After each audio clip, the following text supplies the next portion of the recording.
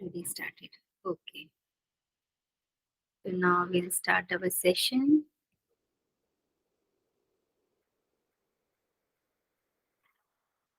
Hmm.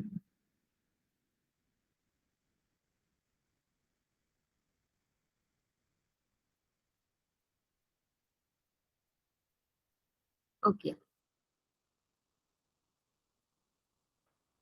Now, if there is any problem, just tell me, okay? Because I can't see anything. All right. So we discussed yesterday about the syllabus, what the topics we have to cover in higher education system. So I'm just repeating it once again. So we have to study here institutions of higher learning and education in ancient India, then evolution of higher learning and research in post-independence India, then Oriental conventional and non-conventional learning programs in India, then professional, technical and skill-based education. Then we'll cover value education and environmental education. And then some policies, governance and administration with regards to our nation. What are the policies? What are the administrative bodies? So let's begin with the definition of education system. All right, what education means. So according to Vivekananda, he says education is the manifestation of the perfection already in man. Actually, already all the qualities, all the things you are in yourself. You have to just make it, uh, you know, uh, to know what you have and make it more perfect. So that's what he meant. But according to our formal education system, uh, the definition is given by the Ministry of Human Resource and Development. According to them, the higher education it is defined in two ways. Basically, it is not a higher education, it's education which is obtained after completing 12 years of schooling and is pursued for duration of at least 9 months. So you can say approximately 13 years of education, 13 years of schooling plus some courses, then the person is called educated one. Or you can say after completing 10 years of schooling and is pursued for a duration of at least 3 years. So more or less 13 years of schooling plus some skill-based courses, one person can be said educated person. But higher education includes somewhat more. You know, there are three principal levels of qualification in higher education: undergraduate level, which leads to bachelor degree; postgraduate level, which leads to master degree; and after master degree, there are so many more research level education or qualification, PhD, MPhil, or fellowship or postdoctorate in various streams, because these higher education is again a subject, then a topic, then a subtopic. So specialization is always on a simple small topic. So then the person is highly qualified person, it is said to be. So higher education provides people with an opportunity to reflect on a social, economical, or you can say cultural, moral also, and all those issues which a human life or a humanity face. So that way, it's not only education but the reflection of your knowledge, and in that way you can contribute to the some development, or you can say a more vast area looking to some uh, you can say area or some anything. It may be a climate, it may be a relationship or any other, so it relates to your family, and then the family reflects its qualification or knowledge to the society for the development of the society, and hence the development of the country. So therefore it is considered a very crucial factor for the survival. So you can say it plays a key role in producing teachers also, because if teachers are qualified, they give you the proper, they guide you in a proper way, and then you can lead to some more knowledge. So higher education is considered to be the key element in demographic dividend, and also that it intends to make the proper utilization, or you can say optimum utilization of human resources. And you can say the if you divide the age group, so it's more or less between the teenage, where where a person has the clarity of mind. He tends to grasp the things easily, understands the things, until around 60-65 years, where the efficiency will be there, still there, the knowledge, experience, all is there. So formal education is basically divided into three parts, how the process goes. So first one is elementary education. So this elementary education covers the primary classes, like first to fifth, then upper primary classes, somewhere it is middle school. So it's from sixth to eighth.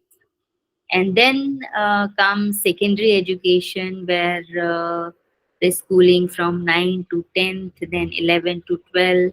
So somewhere it is secondary classes 10 to 11, then higher secondary classes or senior secondary classes from 11 to 12. Then comes, after completing the schooling, the college, which we call, comes under tertiary education. And here it is again divided into two parts: higher education and vocational education and training. And higher education can be done in general topics, general subjects, or some professional courses where you have to, do a particular profession, particular a field where you have to excel and do the job accordingly. So general, may it comes science, it comes or commerce or arts, or many more subjects are also here. And in professional courses, it's engineering, medicine, architecture. Now, vocational education and training, again, it is traditional way, and some new and emerging fields are also coming in today's era. So, traditional courses are ITI, where you can do some, like a technician or mechanic type of work, 1 year diploma courses or 2 year diploma courses, then ITC, then polytechnic courses. It also covers, I think, 2 years or 3 year courses. Then some computer training or IT training, or there are so many other training courses also available.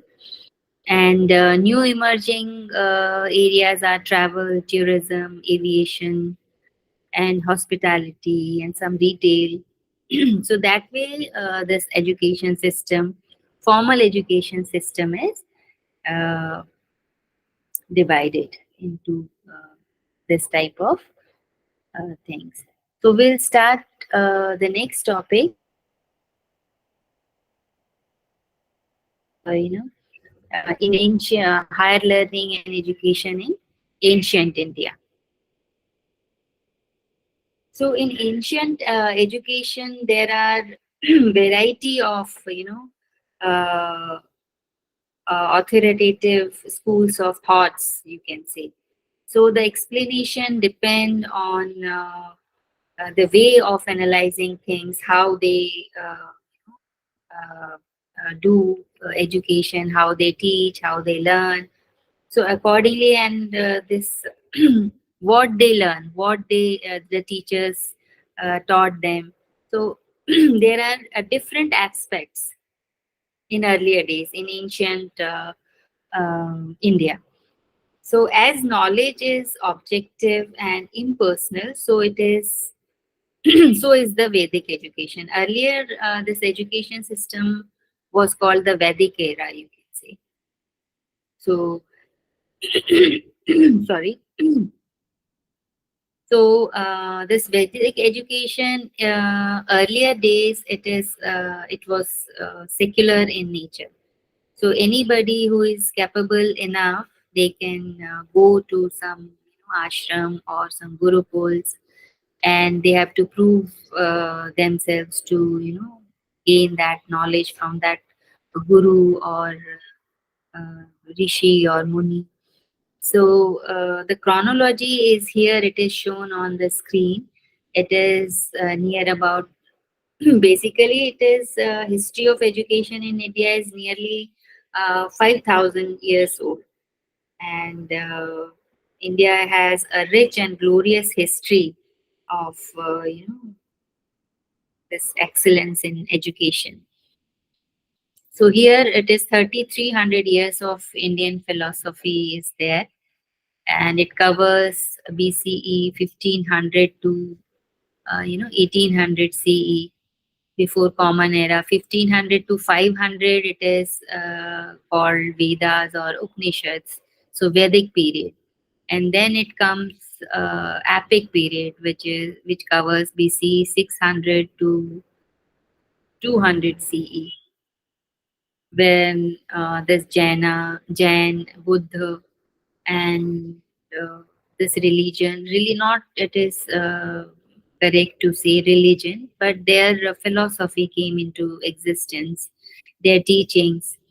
Then it comes Bhagavad Gita, then manuscript, and in this period, the rise of orthodox darshans was there during this epic period.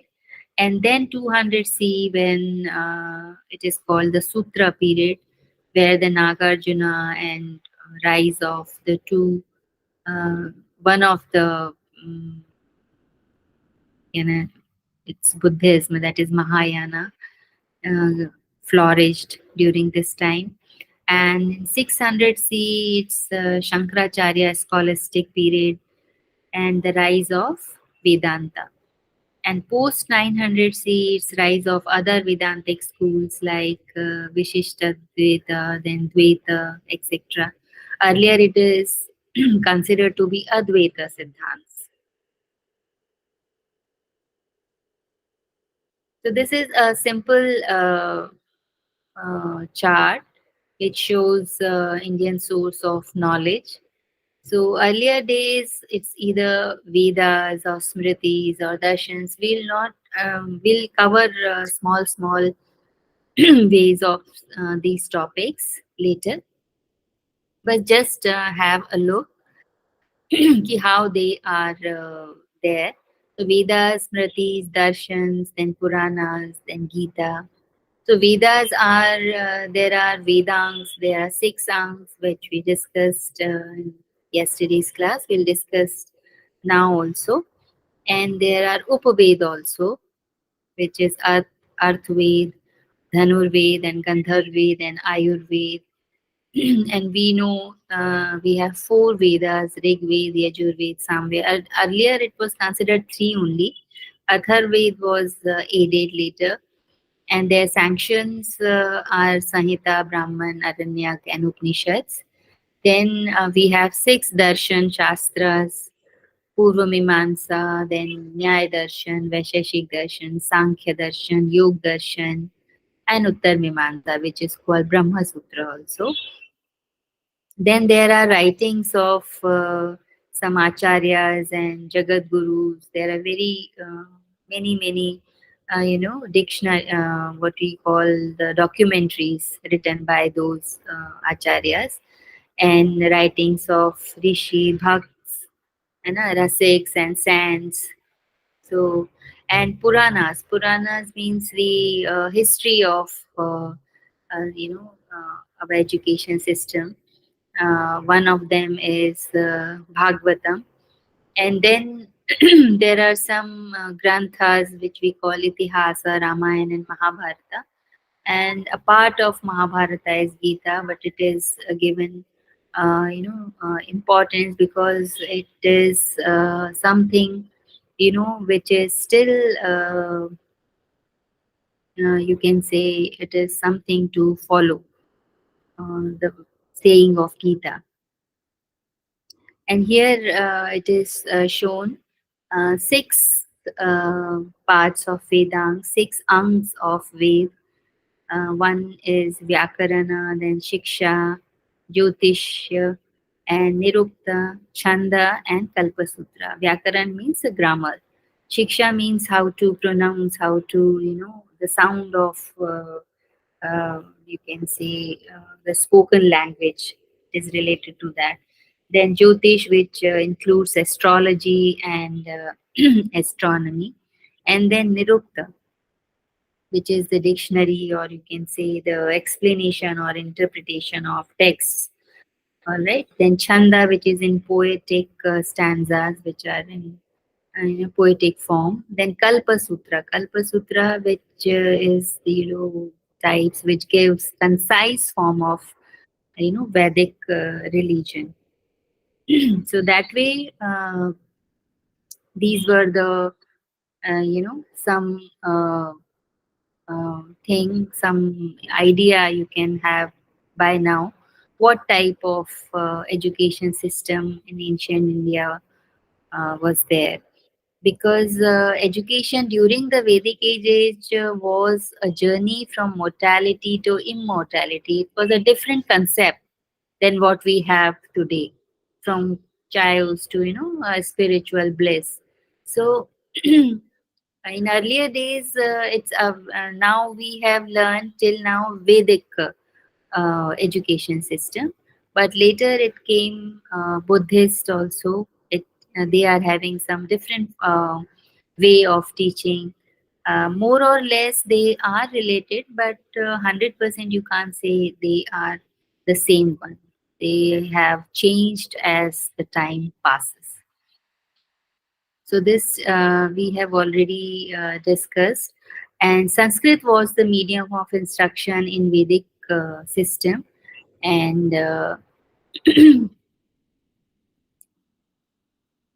now this education involved this comprehension of three basic stages, you can say, in the process. What are the process? How the education will followed by the students, given by the teachers or gurus. The first one is Shravana. Shravan means stage of acquiring knowledge of Shrutis by the listening. Because in earlier days, this was not that key, some script or some written thing was not available. So whatever uh, taught by the teacher, they have to follow the same way as the teacher said, or the teacher pronounced the particular sutras or shlokas. And then whatever knowledge you acquired by the teacher, you have to analyze those things. So that one is manana, meaning people to think, analyze themselves about what they heard, and then assimilate the lessons taught by the teacher and make their own inferences. What you learn from those sayings, from those sutras. So, this is called the manana. And then nidhi dhyasana. Nidhi dhyasana means the comprehension of the truth, the implementation of whatever the teacher taught you. You have to first analyze and then implement the truth and apply it into the real life.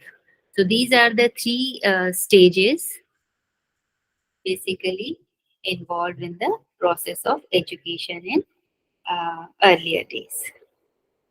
Ma'am, would you please show the last slide just for a second?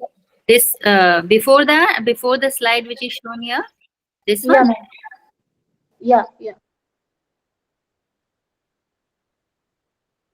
Okay, ma'am. Thank you. So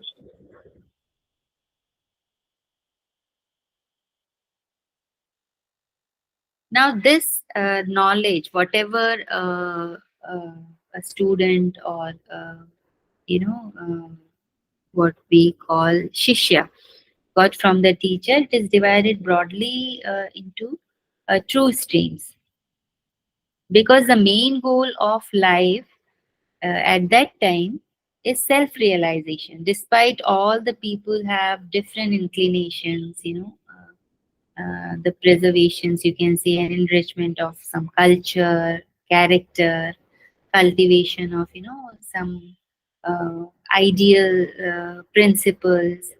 So that were the main aims. So there was to be, you can say, holistic development of the individual by taking care of both the inner and the outer self. Because one person cannot excel in all the things, because some want to learn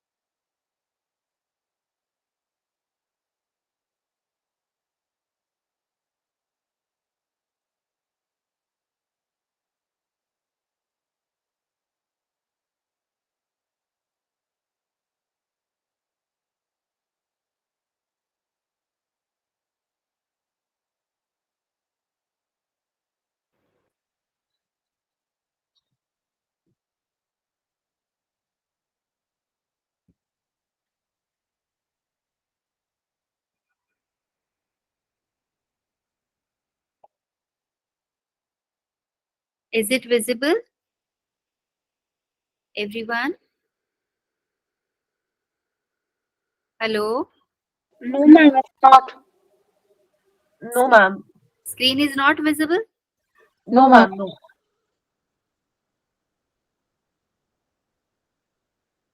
Okay.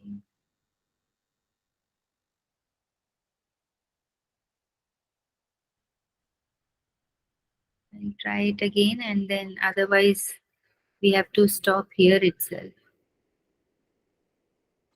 Ma'am, you can pause recording at this moment till you set your screen. Is it visible now? No, No. ma'am. No, ma'am.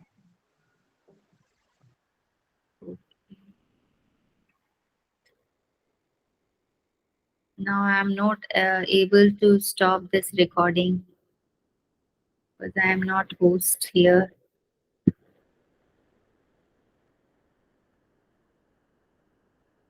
Okay, I call Jitendra ji to stop the recording.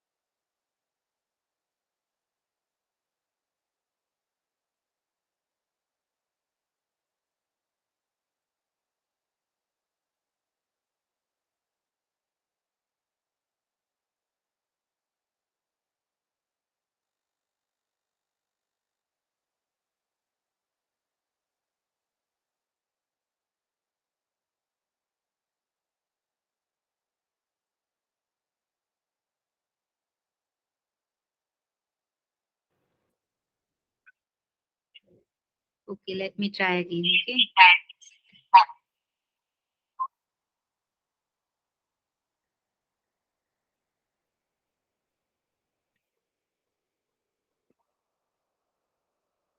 Now is it visible?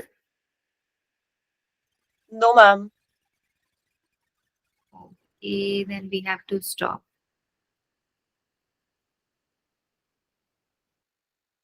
Some error is, it's shown some error is there. So I'm stop recording. I'm stopping it now.